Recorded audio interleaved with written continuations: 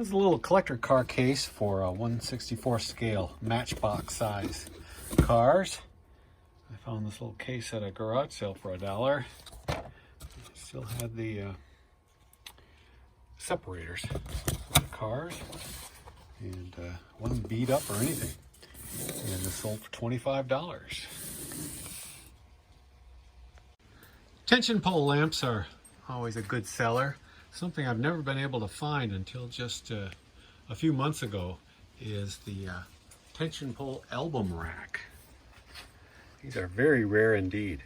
Matter of fact, there wasn't any for sale when I found this one, and mine was still the only one for sale until today. It sold for $400.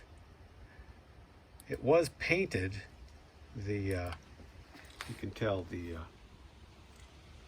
gold tone was painted over with this sort of a flat brass paint, but it still looks pretty good. And these hold about a dozen albums each, and like I said, they're very hard to come by. I found this actually at a antique store that deals in vintage variety of items, and I actually bought my kitchen table from them too. They're located in Iowa, and so there was a bit of a drive over there to get it. But again, this sold for $400. I saw this West Clocks. It's just like a kitchen clock wind-up with glow-in-the-dark numbers at a garage sale for 50 cents. And normally I wouldn't buy it, but something about it just struck me. It's rather large, as you can see by the size with my hand. And with the glow-in-the-dark numbers, I thought it would sell. It did take a couple of months, but it sold for $20. This is a 1950s Zenith Cobra-matic. I think they got the Cobra name by the tone arm. It looks like a snake head. In any case, this came out of a console stereo, or actually it isn't stereo, it was mono. So this was a pre-stereo era of the mid-50s, and this actually was probably between 1950 and 1953. It's variable speed. You can pretty much adjust the speed to the preset ones, although it will go even faster. And this one's just in really great shape. I did take it apart thinking I might restore it. It needs both the idler wheels need to be replaced, and those are almost 30 bucks a piece. And it'll only play mono with the cartridge that's in it. You'd have to rewire the whole thing and then install a stereo cartridge to make it stereo. But so those ideas went by the wayside that I had, and I decided to put it up.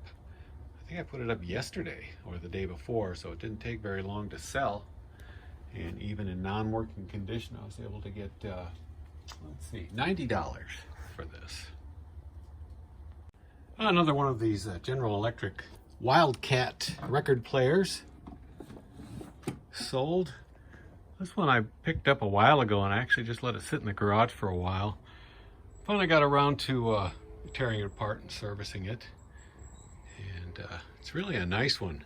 Now I keep raising the price on these. The last time I sold one of these, it had a broken handle, and I was still able to sell it, I believe, for $180. So I priced this at $200, and it just took a few weeks to sell. Something I just discovered over the weekend. You can now have Alexa play your podcasts. Alexa, play Scavenger Life podcast.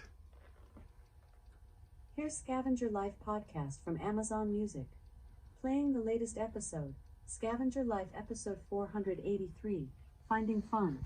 Hello and welcome to another episode of Scavenger Life. This is episode number 483. Alexa, stop. In any case, this is a jacket I've had a long time. Indianapolis Colts. I don't know the Dunbrook, if that's a good name or not. It's a very large coat. And I've had this probably 5 years. I don't even remember what I paid for it. I've lowered the price probably from $80 down to $20, and finally got a best offer of $10 for this coat, and it's just time to go. Even though the Colts are having a good year this year, I should maybe hang on to it. Maybe if they reach the Super Bowl, somebody will really want this for a lot of money, but I'm going to let it go for the 10 bucks I was offered. This is called a canoe thwart. It's a cross piece for a canoe. This one's made of mahogany. Pretty good shape. I've sold a few of these in the past, along with seats as well. And this one took quite a while, probably half a year. And it finally sold full price of $40. I've owned this Pyrex percolator for quite some time. Used it off and on. I used it last Sunday. Brewed up a pretty potent pot of coffee. Really gave me the jitters. Something I'm not used to.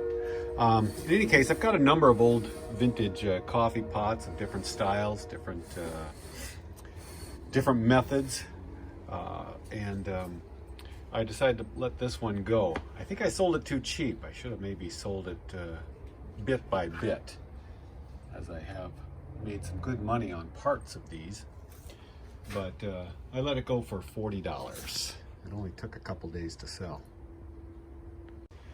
About 3 years ago, I bought a huge hobby collection.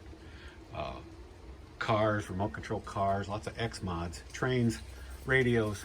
Been selling them over the last 3 years pretty steadily, although I still have some things I haven't put up. This is a homemade X mod. X mod is a remote control system, and this happens to be a homemade one of a Mustang 2. They didn't actually make these. It's kind of odd looking, but finally snared a best offer of $80 for this. This is a pair of Denise Austin. Must be vintage by now. She's been around a long time. Anyway, these are wrist weights. They weigh about a pound each. And I found them in a box lot. Well, that's where they came from. And I stumbled across them last week. And I just sold some weight plates, so I thought I'd put these up. And sure enough, I did sell them like the weight plates with free shipping. And I'm just going to stuff them in the cheapest flat rate I can find. And they sold for a total of $22. It'll probably cost me $7, $8 to ship them. So look at that, 12 bucks, 13 bucks maybe. Denise Austin wrist weights.